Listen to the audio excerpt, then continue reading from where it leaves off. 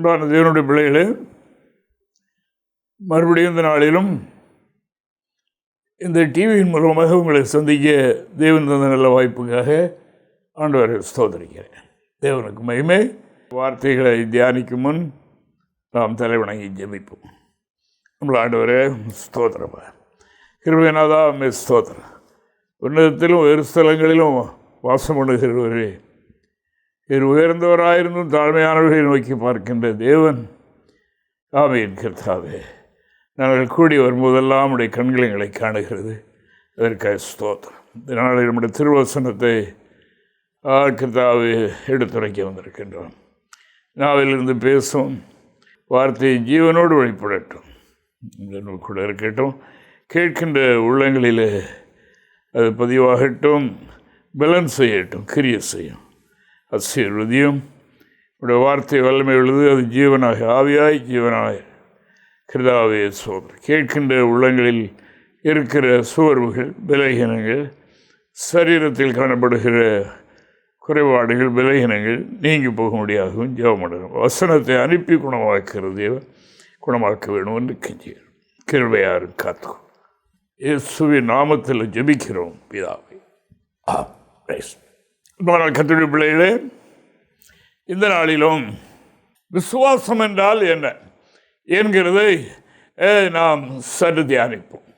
தேவனுக்கு மகிமை உண்டாவதாக. விசுவாசம் அது கிரியையிலே வெளிப்பட வேண்டும். அப்போஸ்தலனாகிய யாக்கோபு சொல்லும்போது அவர் இவ்வளமாக சொல்லுகின்றார். யாக்கோபு எழுதின பொதுவான நிருபம் 2ஆம் அதிகாரம் 20-21 ஆகிய வசனங்களை வாசித்து பார்க்கலாம். வீணான மனுஷனே, கிரியில் இல்லாத விசுவாசம் செத்ததென்று நீ அறிய வேண்டுமோ? நம்முடைய பிதாவாகிய ஆபிரகாம் தன் குமாரன் ஈசாக்கை பலிபீடத்தின் மேல் செலுத்தின போது கிரிகையினாலே அல்லவோ நீதிமானாக்கப்பட்டான். தேவனுக்கு மகிமை உண்டாவதாக. அந்த விசுவாசம் என்பது அவர் என்ன சொல்லி இருக்கின்றாரோ, என்ன சொல்லுகின்றாரோ அதை அப்படியே கடைபிடிப்பது, அவைகளை கைக்கொள்வது, அந்த வார்த்தையை ஏற்றுக்கொண்டு அதை மதித்து நடப்பது அந்த விசுவாசம் என்று வேதம் சொல்லுகின்றது. அப்படிப்பட்ட விசுவாசம், அதாவது அது ஜீவன் உள்ளதாக இருக்கின்றது. அந்த விசுவாசம் உடையவர்களிலே அந்த கிறிஸ்துவின் வல்லமை ஆட்கொண்டு வெளிப்படுகிறதாக இருக்கிறது. ஆபிரகாமுக்கு கர்த்தர் ஒரு குமாரனை கொடுத்தார். அந்த குமாரன் அதாவது நல்லா வளர்ந்து நல்லா அருமையாக வாட்ட சாட்டமாக இருக்கிற காலத்தில் ஆண்டவர் சொன்னார், நீ கொண்டு போய் அவனை எனக்காக பலி செலுத்து. ஆண்டவர் நரபலி ஏற்றுக்கொள்கிறவர் அல்ல. இந்த ஆபிரகாமுடைய விசுவாசத்தை அதாவது கிரியிலே காண வேண்டும் என்று சொல்லி அப்படி சொன்னார். ஏன்னால் சரீரம் சத்து, கணவனுக்கும் மனைவிக்கும் சரீரம் சத்து போயிட்டு இனிமேல் தேவாசீர்வாதம் அல்லது குழந்தை கிடைக்காது என்ற அந்த நிலையில் இருந்த போது ஆண்டவர் குழந்தையை கொடுத்தார். அப்படினால் அதை அவர் விசுவாசித்தார், அதை பெற்றுக்கொண்டார். இப்போ பெற்றுக்கொண்டதை நீ பலி செலுத்து என்று ஆண்டவர் சொன்னார். ஆனால் ஆபிரகாம் எழவேனும் தயங்கவில்லை, எழவேனும் யோசிக்கவில்லை, அவர் அதற்கு மார்த்தரம் சொல்லவும் இல்லை. உடனே ரெடியாகி அவரை பலி செலுத்தினார் என்றுதான் சொல்லியிருக்கிறது. தேவன் அவரை கொல்ல விடவில்லை, பலி செலுத்தவில்லை. ஆனால் அவருடைய முழு மனதோடு தன்னுடைய விசுவாசத்தை கிரியிலே அவர் காண்பித்தார். அந்த கிரியில் அவர் காண்பித்தபடினால அதாவது அவருக்கு நீதிமான் என்ற பெயரும் சூட்டப்பட்டது என்று நாம் காணுகின்றோம். தேவனுக்கு மகிமை. அப்படினால் அன்பானவர்களே, இந்த வார்த்தையை கேட்கின்ற நாம், அதாவது நமது ஆண்டவராகிய தேவன் இன்றும் பேசுகின்றவராயிருக்கிறார். அது மாத்திரமல்ல, அவர் போதித்து பேசி சொன்ன அந்த வார்த்தை அடங்கிய திருமறை வேதாகமம் நம்முடைய கையில் இருக்கிறது. அப்படினால அதாவது இவைகள் கர்த்தருடைய வார்த்தை, தேவனுடைய பரிசுத்த ஆவியினால் வெளிப்படுத்தப்பட்ட வார்த்தைகள் என்று அதாவது யார் விசுவாசித்து அவைகளை கிரியில கை கொண்டு நடக்கின்றார்களோ அதுதான் அதாவது கிரியை உள்ள விசுவாசம். விசுவாசிக்கிறேன் என்று சொல்வதல்ல, அதாவது அவைகளை அதாவது ஏற்றுக்கொண்டு அவைகளை கை கொள்ள வேண்டும். அதுவே கிரியையுள்ள விசுவாசம். அது யாக்கோபு எழுதின நிருபத்தில் 2 அதிகாரம் 19வது வாக்கியத்தை நான் படிக்கும்போது இங்கே பாருங்க, அதாவது பிசாசுகளும் விசுவாசிக்கிறது மட்டுமல்ல, விசுவாசத்தை நடுங்குகிறது என்றும் யாக்கோபு எழுதுகிறார். வாசிக்கலாம். தேவன் ஒருவர் உண்டென்று விசுவாசிக்கிறாய், அப்படி செய்கிறது நல்லதுதான். பிசாசுகளும் விசுவாசித்து நடுங்குகின்றன. அதாவது வெளிப்படையான நடுக்கம், வெளிப்படையான தாழ்மை, வெளிப்படையான அதாவது நிலை அல்ல. இதை ஆண்டவர் எதிர்பார்க்கவில்லை. அதாவது தேவனுடைய வார்த்தை, ஆண்டவருடைய வாயிலிருந்து புறப்பட்ட ஜீவ வார்த்தைகளை யார் கடைபிடிக்கின்றார்களோ அதுதான் கிரியை, அதுதான் அவர் விசுவாசிக்கிறது என்று நாம் காணுகின்றோம். தேவனுக்கு மகிமை உண்டாவதாக. அவர்கள்தான் கர்த்தருடைய மகிமையை, கர்த்தருடைய மகத்துவங்களை, அற்புதமான காரியங்களை, இழந்து போனவர்களை அவர்கள் பெற்றுக்கொள்வார்கள். அவர்களுடைய விசுவாசத்தின் மூலமாக ஜீவன் உண்டாகும் என்று நாம் காணுகின்றோம். தேவனுக்கு மகிமை உண்டாவதாக. அப்படி கிரியை இல்லாத விசுவாசத்தின் மூலமாக கிரியை நடக்காது. ஆனபடியினால் அதாவது இங்கே ஒரு சம்பவத்தை நாம் பார்க்கின்றோம். ஆண்டவராகிய இயேசு கிறிஸ்து அவர் இந்த உலகத்தில் பிதாவின் சுத்தம் அவர் செய்து கொண்டிருந்த போது ஒரே ஒரு குடும்பத்தின் மேலே ரொம்ப பாசமாக அவரை நேசித்தார். அங்கே போவார் அடிக்கடி. இப்படியெல்லாம் இருந்தது. அந்த குடும்பத்தில் 3 பேர் இருந்தார்கள். 2 சகோதரிகளும் ஒரு சகோதரனும் இருந்தார்கள். அதாவது அவளுக்கு சகோதரனுக்கு அதாவது மரணத்துக்கு எதுவான வியாதி வந்தது. ஆண்டவருக்கு இயேசுவுக்கும் அவைகளை சொல்லி அனுப்பினார்கள். ஆண்டவர் வரவில்லை. ஏனென்றால் அவர் அங்கே அற்புதம் நடப்பிக்க வேண்டும். மரித்து போன ஜீவனற்ற மனிதனுக்கும் ஜீவனை கொடுக்கிற தேவன் இவர் என்று ஜாதிகள் அறிய வேண்டும் என்பதற்காக வரவில்லை. அப்படியே அவர் அங்கிருந்து வேறு இடத்துக்கும் போய்விட்டார். 4 நாள் கழித்து மறுபடியும் அந்த ஏரியாவுக்கு வந்தார். இந்த சிநேகிதன், இந்த லாசரு என்பவர் அதாவது இறந்து போய்விட்டார். இறந்து 4 நாள் கழித்து இயேசு அந்த ஏரியாவுக்கு வந்தார். வந்தபோது அந்த குடும்பத்தில் உள்ள ஒரு சகோதரி மார்த்தாள் என்பவர்கள், ஆண்டவரே நீர் அதாவது முந்தி வந்திருந்தால் என்னுடைய சகோதரன் மரித்திருக்க மாட்டானே என்று சொன்னார். ஆண்டவர் சொன்னார், இல்லை, நீ விசுவாசித்தால் அவன் மரித்தாலும் சரி பிழைப்பான், அவனுக்கு ஜீவனை கொடுக்க முடியும் என்று ஆண்டவர் சொன்னார். அந்த அம்மா புரிந்து கொண்டார்கள். கடைசியில் ஒரு உயிர்த்தெழுதல் இருக்கிறது, அதை நாம் விசுவாசிக்கிறோம். மரித்தோரின் உயிர்த்தெழுதலில் என்னுடைய சகோதரனும் உயிரோடு இழந்திருப்பார் என்று விசுவாசிக்கிறேன். இல்லை, இப்பொழுது நீ விசுவாசித்தால் என்னுடைய மகிமையை காண்பாய் என்று சொன்னார். ஆனால் அங்கு ஒரு நிபந்தனை வைத்தார் என்று நாம் பார்க்கின்றோம். நீங்கள் இப்படி செய்தால் மரித்தவனுக்கு ஜீவன் உண்டாகும். அப்படினால என்னுடைய வார்த்தையை நீங்கள் கிரியின் மூலமாக ஜனங்கள் மத்தியிலே காண்பிக்க வேண்டும் என்று ஆண்டவர் சொன்னார். தேவனுக்கு மகிமை. லாசருவை கல்லறையில் வைத்திருந்தது. அந்த கல்லை வைத்து மேலே ஒரு மூடி, அதற்கு சரியாக ஒரு மூடி செய்து அதில் மூடி வைத்து விட்டார்கள். இப்பொழுது ஆண்டவர் அந்த ஏரியாவுக்கு சென்றபோது அதாவது அங்கேயே கேட்கின்றார், அவனை எங்கே அடக்கம் பண்ணி இருக்கிறது என்று அப்படி கூட்டிக் கொண்டு சென்றார்கள். சம்பவத்தை பார்ப்போம். யோவான் 11ஆம் அதிகாரம் 39 முதல் 44 வரைக்கும் உள்ள வசனங்களை நாம் படிக்கலாம். படித்து பார்ப்போம். இயேசு கல்லை எடுத்து போடுங்கள் என்றார். மரித்தவனுடைய சகோதரியாகிய மார்த்தாள் அவரை நோக்கி, ஆண்டவரே, இப்பொழுது நாருமே 4 நாளாயிற்றே என்றார். தேவனுக்கு மகிமை உண்டாவதாக. அதாவது ஆண்டவர் அங்கே சென்றார், ஜீவனை கொடுக்கத்தான் வந்திருக்கின்றார். ஆனால் கல்லை புரட்டித்தால் அவருக்கு முடியும். அதாவது அவர் சொல்லிவிட்டால் போதும் கல்லும் போய்விடும், அது உள்ளே மரித்திருக்கிறவன் ஜீவனை பெறுவான். ஆனால் ஒன்று, இதை நன்றாக நாம் கவனிக்க வேண்டும். அதாவது ஆண்டவர் இன்றும் நம்முடைய வாழ்க்கையில் அற்புதம் செய்யணுமா, அதாவது ஜீவனை அவர் கொடுக்கணுமா, அதுக்கு செய்ய வேண்டிய காரியம் என்ன? நாம் செய்ய வேண்டிய பாகத்தை நாம் செய்ய வேண்டும். அது அவர் சொல்லுகிறபடி அதை நாம் செய்யணும். தேவனுக்கு மகிமை. இந்த மார்த்தாளுக்கு, இந்த மரியாளுக்கு ஆண்டவர் மேல் நல்ல விசுவாசம் உண்டு. ஆனால் இந்த விசுவாசம் இப்பொழுது கிரியிலே காண்பி. அதற்காகத்தான் அவர் 4 நாள் கழித்து வந்திருக்கின்றார். அதனுடைய வார்த்தையை நீங்கள் விசுவாசித்தால் கிரியிலே காட்டுங்கள். அந்த பிரேதத்தை மூடி வைத்திருக்கிற கல்லை புரட்டி தள்ளுங்கள், அவனுக்கு நான் ஜீவனை கொடுக்க போகிறேன் என்று ஆண்டவர் சொன்னார். அதற்கு வந்த பதில் என்னென்றால், ஆண்டவர் மரித்து போய் 4 நாள் மகளாயிட்டே நாருமே எப்படி என்று சொன்னபோது ஆண்டவர் தொடர்ந்து சொல்லுகிறார். பாருங்க, வாசிப்போம் தொடர்ந்து. இயேசு அவளை நோக்கி, நீ விசுவாசித்தால் தேவனுடைய மகிமை காண்பாய் என்று நான் உனக்கு சொல்லவில்லையா என்றார். அப்பொழுது மரித்தவன் வைக்கப்பட்ட இடத்தில் இருந்த கல்லை எடுத்து போட்டார்கள். இப்போ ஆண்டவர் சொன்ன வார்த்தையை விசுவாசித்தது எப்படி? கிரியின் மூலமாக அவர்கள் அதை செய்தார்கள். ஆண்டவர் சொன்னார், கல்லை புரட்டுங்கள். காலதாமதமாக அங்கே ஜீவன் உண்டாகவில்லை. மரித்த பிரகாரம் அப்படி தான் இருக்கிறது. ஜீவன் இல்லை. ஜீவனை கொடுக்க வேண்டும் என்றால் ஆண்டவரை விசுவாசிக்கிறது மட்டுமல்ல, அந்த விசுவாசம் கிரியிலே காண்பிக்கப்பட வேண்டும் என்று வேதம் சொல்லுகின்றது. தேவனுக்கு மகிமை உண்டாவதாக. ஆனபடினால அதாவது இன்றும் ஆண்டவர் அதைத்தான் செய்ய எதிர்பார்க்கின்றார். நம்முடைய சரீரத்தில் ஒரு உறுப்பு, நம்முடைய சரீரத்தில் ஒரு பாகம் ஜீவனற்று இருக்கலாம்.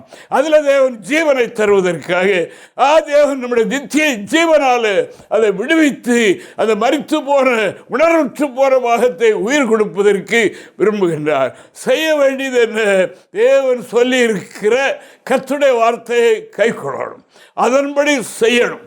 அதை செய்த உடனே அந்த கிரியை பார்க்கலாம். அப்படினால்தான் அதாவது கிரியை இல்லாத எந்த விசுவாசம், எவ்வளவுதான் பக்தி இருந்தாலும் சரி, அதில் ஜீவன் இருக்காது.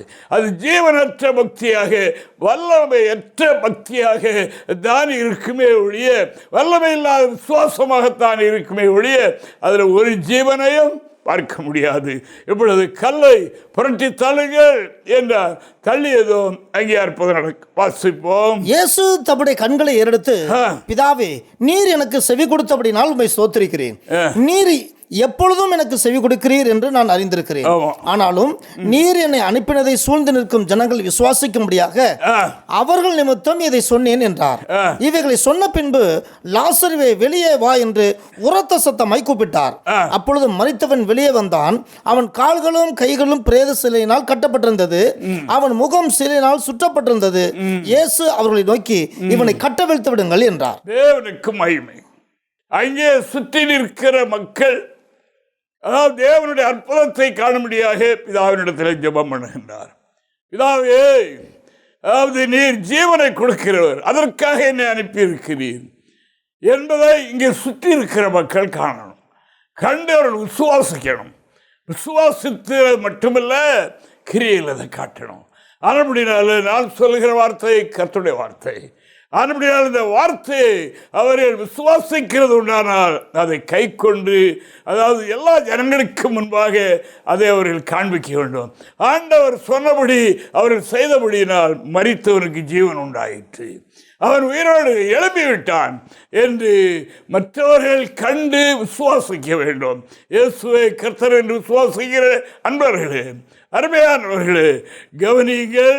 வேதம் சொல்லுகிறது, கிரியை இல்லாத எந்த விசுவாசமும், நிறைய பேர்க்கத்தக்கதான விசுவாசம் இருந்தாலும் சொன்னதை செய்ய வேண்டும் என்று இறைவாக்கு சொல்லுகின்றது. சத்தியத்தை சொல்லுகிறேன் பாருங்கள், கேளுங்கள். மார்க்கு சுவிசேஷம் 16ஆம் அதிகாரம் 16வது வாக்கியத்தை வாசிக்கும் போது ஆண்டவர் உயிர்த்தெழுந்த பிறகு நம்முடைய சீடர்களிடத்தில் சொன்னார், அதாவது விசுவாசம் உள்ளவனாகி ஞானஸ்நானம் பெற்றவன் ரட்சிக்கப்படுவான். அவன் இப்போ அதாவது ரட்சிப்புக்கு முன்னால் மனிதன் ஆதாமின் சந்ததிகளாக மரித்து போன ஆத்மாவுடையவனாக இருக்கிறான். அவனில் நித்திய ஜீவன் உண்டாக வேண்டும் என்று சொன்னால் அவர் என்ன செய்யணும்? கர்த்தருடைய வார்த்தையின்படி செய்யணும். அதுபடினால் சுவிசேஷத்தை கேட்கின்றது மட்டுமல்ல, அதன்படி செய்யணும். அதுபடினால் விசுவாசம் உள்ளவர்களாகி யார் ஞானஸ்தானம் பெறுகிறார்களோ அவர்கள் ரட்சிக்கப்படுவார்கள் என்று வேதம் சொல்கிறது. கேட்கலாம். விசுவாசம் உள்ளவனாகி ஞானஸ்தானம் பெற்றவன் ரட்சிக்கப்படுவான், விசுவாசியாதவனோ ஆக்கினைக்குள்ளாக தீர்க்கப்படுவான். இன்றைக்கு அநேக அருமையான தேவனுடைய மனிதர்கள் எழுதுகிற நூல்களை படிக்கும் போது, அவர்கள் பண்ணுகிற பிரசங்கங்களை நாம் கேட்கும் போது என்ன சொல்லுகிறார்கள் என்றால், ரட்சிக்கப்பட்டு ஞானஸ்தானம் பெற்று என்று சொல்லுகிறார்கள். அதாவது ஞானஸ்தானத்துக்கு முன்னாலே ஒரு ரட்சிப்பு இருக்கிறது என்று சொல்லுகிறார்கள். இங்கே இயேசு தம்முடைய வாயை திறந்து சொன்னது என்ன என்றால், அதாவது விசுவாசமுள்ளவனாகி ஞானஸ்தானம் பெற்றவன். நான் சொல்லியிருக்கிற இந்த வார்த்தையின்படி யார் ஞானஸ்தானம் பெற்றுக் கொள்கின்றார்களோ அவர்கள் ரட்சிக்கப்படுவார்கள். ஞானஸ்தானம் பரிசுத்த என்பவர்களுக்கு முன்னாலே ரட்சிப்பு இல்லை என்பதை நாம் அறிவோம். தேவனுக்கு மகிமை உண்டாவதாக. ஆண்டவராகிய தேவன் அதாவது நிக்கோதேமிடத்தில் சொன்னார் அல்லவா, ஊழியக்காரனாக இருக்கலாம், அதாவது ஜனங்களுக்கு நியாயப்பிரமாணத்தை எடுத்து உரைக்கிற ஊழியக்காரனாக இருக்கலாம், ஆனாலும் நீ மறுபடியும் பிறக்கணும், அப்பதான் பரலோகத்தை காணவோ உள்ள பிரவேசிக்கவோ முடியும், இல்லைன்னா முடியாது. ஆனபடியால் இங்கே வேதம் என்ன சொல்லுகிறது என்றால், ஆண்டவர் சொல்லியிருக்கிறார், அது வேதத்தில் எழுதியிருக்கிறது, அதில் ஒரு உறுப்பும் அதில் ஒரு விளிம்பும் மாற்றக்கூடாது. அவர் சொன்னபடி செய்யணும், அதான் கிருபை. அவர் என்ன சொல்லியிருக்கிறார், ஆதியிலே எவ்விதமாக ஞானஸ்தானம் கொடுக்கப்பட்டது என்று வேதத்தில் எழுதியிருக்கிறது. தேவனுக்கு மகிமை உண்டாவதாக. இன்று ஞானஸ்தானம் என்ற அடிப்படையில் அதாவது மனிதனில் எந்த ஒரு மாற்றமும் இல்லாதபடி, எந்த ஒரு பழைய வாழ்க்கையை விட்டு விலகாமல் அவனுக்கு ஞானஸ்தானம் என்ற ஒரு பேரில் கொடுக்கப்படுகிறத நாம் காணுகின்றோம். அப்படி அல்ல. இங்கே அப்போஸ்தலர் 19ஆம் அதிகாரம் அதாவது 2-3 வசனங்களை வாசிக்கும் போது, அப்பல்லோ என்பவர் அவர் கொரிந்து பட்டணத்தில் இருந்தார் என்றும் எழுதியிருக்கிறது. முதலாவது வாக்கியத்தில் தேவனுக்கு மகிமை உண்டாவதாக. அப்பொழுது இந்த எபேசுக்குள்ளே வந்து அப்போஸ்தலன் பார்க்கும்போது அங்கே சில விசுவாசிகளை கண்டார். விசுவாசிகளை கண்டு அவரிடத்தில் என்ன கேட்கிறார் என்றால், அதாவது நீங்கள் ஞானஸ்தானம் பெற்று விசுவாசிகளான போது நித்திய ஜீவனாகிய பரிசுத்தத்தை பெற்றீர்களா என்று அவர் கேட்டார். அவர்கள் எங்களுக்கு தெரியாதையா, ஞானஸ்தானம் எடுக்கும் போது இப்படி சொல்லித்தானே கொடுத்தார், தெரியாது என்று சொன்னார்கள். வாசிப்போம். நீங்கள் விசுவாசிகளான போது பரிசுத்தாவியை பெற்றீர்களா என்று கேட்டார். விசுவாசம் உள்ளவனாகி ஞானஸ்தானம் பெற்ற போது, விசுவாசிகள் ஆன போது நீங்கள் நித்திய ஜீவன் அந்த ஜீவனை பரிசுத்தாவை பெற்றீர்களா என்று கேட்டார். அதற்கு அவர்கள் பரிசுத்தாவி உண்டு என்பதை நாங்கள் கேள்விப்படவே இல்லை என்றார்கள். அப்பொழுது அவன், அப்படியானால் நீங்கள் எந்த ஞானஸ்தானம் பெற்றீர்கள் என்றான். அதற்கு அவர்கள் யோவான் கொடுத்த ஞானஸ்தானம் பெற்றோம் என்றார். தேவனுக்கு மகிமை. ஞானஸ்தானம், ஞானஸ்தானம் விசுவாசமுள்ளவனாகி ஞானஸ்தானம் பெற்றவன் அவர்கள் விசுவாசிகள், ஞானஸ்தானம் பெற்றவர்கள் என்று நாம் காணுகின்றோம். ஆனால் என்ன கிடைக்கல? நித்திய ஜீவன் கிடைக்கல. அப்பொழுது நீங்கள் என்ன ஞானஸ்தானம் பெற்றீர்கள்? யோவான் கொடுத்த ஞானஸ்தானத்தை பெற்று. யோவான் அல்ல, யோவான் கொடுத்த அவருடைய சீசர்களில் ஒருவர் கொடுத்திருக்கிறார். அதுபடினால அதாவது யோவான் கொடுத்த ஞானஸ்தானத்தை பெற்றோம். அப்போ அவர் தன்னை பின்வருகிறவரை கர்த்தராகிய இயேசு கிறிஸ்து பற்றி எல்லாமே சொல்லியிருக்கிறாரு, தெரியாது என்று சொன்னார்கள். அங்கே அவர்களுக்கு போதித்து அவர்களுக்கு திரும்ப முறையாக ஞானஸ்தானம் கொடுத்து அவருடைய தலையில் கைகளை வைத்த போது நித்திய ஜீவனை பெற்றுக்கொண்டார்கள் என்று நாம் காணுகின்றோம். தேவனுக்கு மகிமை. நாம் இப்படி கணிக்கின்றோம், இந்த அப்பல்லோ தான் அவர்களுக்கு ஞானஸ்தானம் கொடுத்திருக்கலாம் என்று சொல்லப்படுகின்றது. ஏனென்றால் அதாவது 18ஆம் அதிகாரத்தில் அந்த அப்போஸ்தலர் 18ஆம் அதிகாரம் 24ஆம் வாக்கியத்தை வாசிக்கும் போது அங்கே நாம் இப்படி பார்க்கின்றோம், வாசிக்கலாம். அப்பொழுது அலெக்சாந்திரியா பட்டணத்தில் பிறந்தவனும் சாதுரியவானும் வேதாகமங்களில் வல்லவனுமான அப்பல்லோ என்னும் பெயர் கொண்ட ஒரு யூதன் எபேசு பட்டணத்துக்கு வந்தான். அவன் கர்த்தருடைய மார்க்கத்திலே உபதேசிக்கப்பட்டு யோவான் கொடுத்த ஸ்நானம் மாத்திரம் அறிந்தவனாயிருந்து. தேவனுக்கு மகிமை உண்டாவதாக. யோவான் கொடுத்த ஞானஸ்தானத்தை மாத்திரம் அறிந்தவனாக இருந்தான். யோவான் கொடுத்த ஞானஸ்தானத்தை பெற்றுக்கொண்டோம் என்று சொன்னார்கள். ஆனபடினால அவர் பரிசுத்தாவின் நாட்களில் பரிசுத்தாவின் அபிஷேகம் பெறாதவர்கள் கையில் பெற்றுக்கொண்ட ஞானஸ்தானம் செல்லுபடியாகாது. அவர்கள் அதாவது ஜீவனை பெற்றுக்கொள்ள மாட்டார்கள், அவர்களுக்கு நித்திய ஜீவன் கிடைக்காது என்று நாம் காணுகின்றோம். அன்பான தேவனுடைய பிள்ளைகளை, இந்த நாட்களில் கர்த்தருடைய வேதம் வார்த்தை சொல்லியிருக்கிற பிரகாரம் கிரியைகளை காட்டணும், அந்த பிரகாரமாகவே செய்யணும். செய்யாவிட்டால் அவர்களுக்கு ஜீவன் உண்டாகாது. கிரியை இல்லாத விசுவாசம் செத்ததாக, அது செத்து போறவர்களுக்கு ஜீவன் கொடுக்க இயலாததாக ஆகிவிடும். தேவனுக்கு மகிமை. அதைத்தான் மார்த்தாளிடத்தில் சொன்னார், நீ விசுவாசித்தால், எதை? என்னுடைய வார்த்தையை விசுவாசித்தால், நான் சொல்கிறபடி செய்தால், கல்லை புரட்டி தள்ளினால் உன்னுடைய மரித்து போன சகோதரன் பிழைப்பான், அவனுக்குள்ளே ஜீவனை நான் கொடுப்பேன் என்று சொன்னார். அதே வண்ணமாக இன்று அதாவது இந்த நித்திய ஜீவனை பெறாத எல்லா மனிதர்களுமே எந்த மதத்தில் இருந்தாலும் சரி அவர்கள் மரித்தவர்களாகவே இருக்கிறார்கள், ஆத்துமாவிலே ஜீவன் இல்லாதவர்களாக இருக்கின்றார்கள். ஆண்டவருடைய வார்த்தை கேட்கின்ற அன்பானவர்களே, ஆண்டவருடைய வார்த்தை என்ன சொல்கிறது என்றால், மொட்டையாக விசுவாசிப்பதல்ல, சுவாசிக்கிறது என்று அதே இதில் நாம் பார்த்தோம். நிருபத்தில் விசுவாசிக்கிறது மட்டுமல்ல, விசுவாசத்தை நடுங்குகிறது. அந்த விசுவாசத்தை சொல்லவில்லை, அப்படி நடுங்குகிற நிறைய பேர் இருக்கிறார்களே இன்று. அப்படி தோற்றத்தில், உடையில, நடையில, பேச்சில் எவ்வளவு தாழ்மை எல்லாம் இருக்கு, நடுக்கம் தானே. அப்படினால் அந்த நடுக்கம் அல்ல, என்ன சொல்லுகின்றால், விசுவாசத்தை கிரியை என்று அவர் சொன்னபடி அப்படியே செய்யணும். அதான் கிரியை, அதைத்தான் செய்யணுமே ஒழிய அதை செய்யாமல் மொட்டையாக விசுவாசித்து ஒரு பிரயோஜனமும் இல்லை. தேவனுக்கு மகிமை.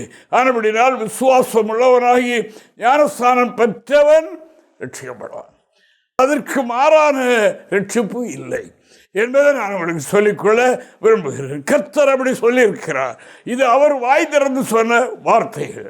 ஆனபடினால அதாவது சுவிசேஷத்தை சொல்லுங்க, அதை ஏற்றுக்கொண்டு அதை விசுவாசிக்கிறவர்கள் யார் யார் உண்டோ அவர்களுக்கு ஞானஸ்தானம் கொடுங்கள். அந்த ஞானஸ்தானத்தின் போது நிறைய சம்பவங்கள் உண்டு.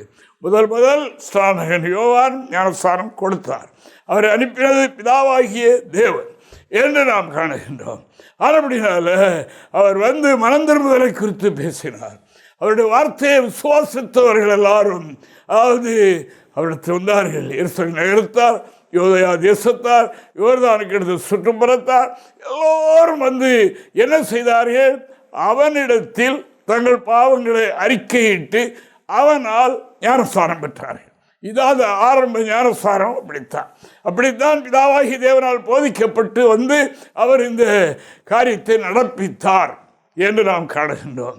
அப்படிப்பட்ட நிலையில் அவர் சொன்ன பிரகாரம் யார் செய்கிறார்களோ அவர்களுக்கு தேவன் ஜீவனை கொடுக்கின்றார். அது கிரியையுள்ள விசுவாசம். அந்த விசுவாசம் இன்று வேண்டும் என்று ஆண்டவர் விரும்புகின்றார். இங்கே நாம் மறுபடியும் ஒரு சம்பவத்தை பார்க்கின்றோம். அதாவது இதை நானும் அடிக்கடி தியானிக்கிற ஒன்றாக இருக்கின்றது. நினிவே என்ற ஒரு பட்டணம் இருந்தது. அந்த பட்டணத்தினுடைய பாவம் அதாவது கொடுமையான பாவம். அது வானளாவுக்கு வானமட்டும் போய் எட்டிட்டு, அதுபடியால் கர்த்தருடைய தீர்க்கனை அனுப்பி அந்த பட்டணத்துக்கு செய்தி சொல்லும்படியாக அனுப்பினார். செய்தி என்ன செய்தி? இன்னும் 40 நாளைக்குள்ளாக இந்த பட்டணம் கவிழ்க்கப்பட்டு போகும், இந்த பட்டணம் அழிந்து போகும் என்ற செய்தியை சொல்லும்படியாக அனுப்பினார் என்று நாம் காணுகின்றோம். அவர் வந்து அந்த செய்தியை அறிவித்தார். அந்த செய்தி காட்டுத்தீ மாறி பரவிட்டு, தீர்க்கர்கள் என்று சொன்னால் அவ்வளோ நாகரிகமாக இருக்க மாட்டாங்க, சாதாரண ஆட்களாக தான் இருப்பாங்க. ஆனால் அவர் சொல்லுகிற வார்த்தை கர்த்தருடைய வார்த்தை. அந்த வார்த்தையின்படி நடந்துவிடும். ஆனபடினால் அதை நாம் ஏற்றுக்கொள்ள வேண்டும், கை கொள்ள வேண்டும், அதை கிரியிலே காண்பிக்க வேண்டும் என்று சொல்லி ராஜாவுக்கு இந்த செய்தி போயிட்டு ராஜா உடனே கட்டளையிட்டார். அதாவது எல்லோரும் தம்முடைய வஸ்திரங்களை மாற்றி நெட்டுடுத்திக் கொள்ளுங்கள். அதாவது மிருக ஜீவன்களுக்கும் ஆகாரம் கொடுக்கக்கூடாது. எல்லாரும் உபாசிக்கணும். எல்லாரும் உபாசித்து இறைவனுக்கு முன்பாக நாம் நம்மை தாழ்த்தி நம்முடைய கிரியைகளை காண்பிப்போம், அவரிடத்தில் இரக்கத்திற்காக கெஞ்சுவோம் என்று அவர்கள் தங்கள் கிரியையில் கர்த்தருடைய வார்த்தையை விசுவாசிக்கிறோம் என்று காண்பித்தார்கள். அந்த தீர்க்கன் வந்து சொல்கிற வார்த்தையை நம்புகிறோம். ஆனபடியால் கர்த்தாவே எங்களை தாழ்த்துகிறோம்.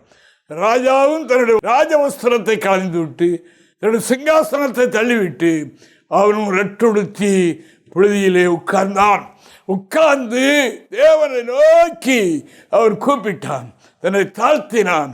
கிரியை கர்த்தர் கண்டார், அவனுடைய கிரியை கண்டார். அன்பானவர்களே கவனியுங்கள், நீங்கள் செய்த குற்றமோ உங்களுடைய பிதாக்கள் செய்த குற்றமோ அதாவது உங்களுக்கு தண்டனை கொண்டு வரப்போகிறது என்று உங்களுக்கு சொப்பனங்கள் காட்டப்பட்டிருக்கலாம், பல வகையில் உங்களுக்கு அறிவிக்கப்பட்டிருக்கலாம்.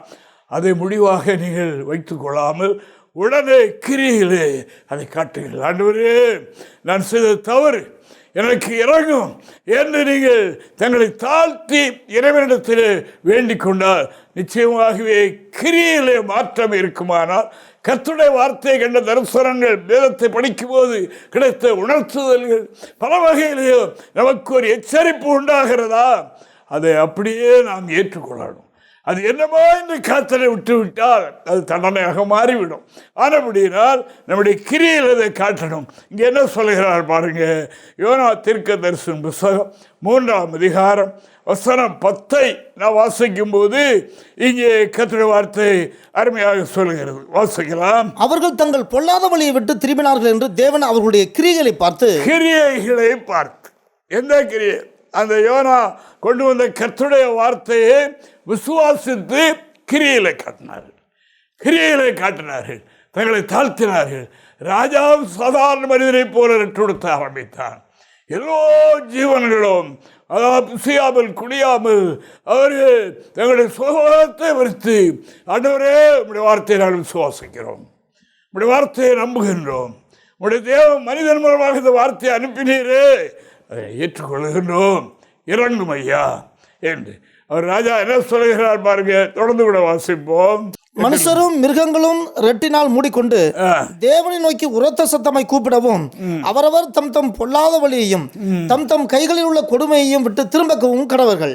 யாருக்கு தெரியும் நாம் அழிந்து போகாதபடிக்கு ஒருவேளை தேவன் மனசாவப்பட்டு தம்முடைய உக்கிர கோபத்தை விட்டு திரும்பினாலும் திரும்புவார். தேவனுக்கு மகிமை உண்டாவதாக. வார்த்தை கர்த்தருடைய மனிதன் மூலமாய் வருகிற வார்த்தையை விசுவாசித்து அதை கிரியிலே வெளிப்படுத்தினார். யாருக்கு தெரியும்? ஒருவேளை கர்த்தர் நமக்கு இறங்கி விடுவார் என்று இரக்கத்திற்காக கெஞ்சினார்கள். கர்த்தர் இறங்கினார்.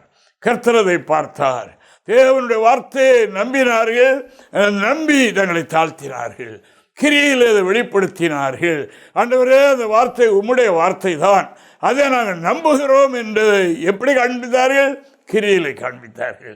ஆனபடினால தேவனாகிய கர்த்தர் அவர்கள் மனம் திரும்பினதையும் அவர்கள் தங்களை தாழ்த்தினதையும் அவருடைய கிரியைகளை பார்த்து ஆண்டவர் இறங்கினார்.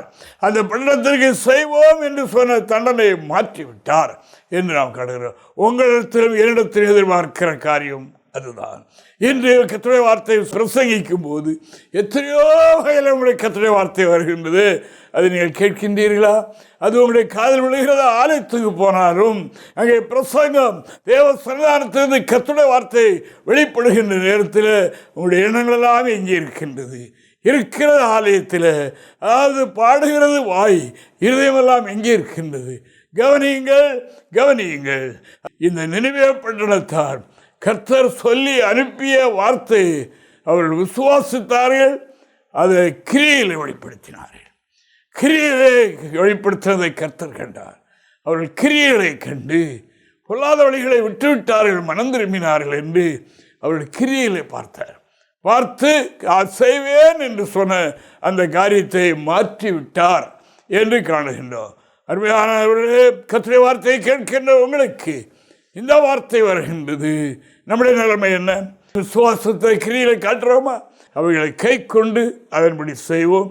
கர்த்தருடைய வல்லமை நம்மை ஆட்குள்ளவர் வரும்போது நம்முடைய கிரியைகளுக்குரிய பலன் நமக்கு நிறைவாக உண்டாகும் என்பதை அறிவிக்கிறேன். கர்த்தர் உங்களை ஆசீர்வதிப்பார்கள்.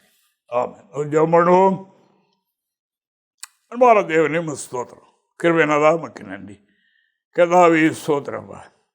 அன்பு நகரியமாக உங்களுடைய வார்த்தையை செயல்படட்டும், கிரியை செய்யட்டும். சாமி 30, 60, 100 பலன் கொடுக்கட்டும். கர்த்தாவே ஸ்தோத்திரம். கடைசி காலத்தில் வந்திருக்கிறோம் ஆண்டவரே.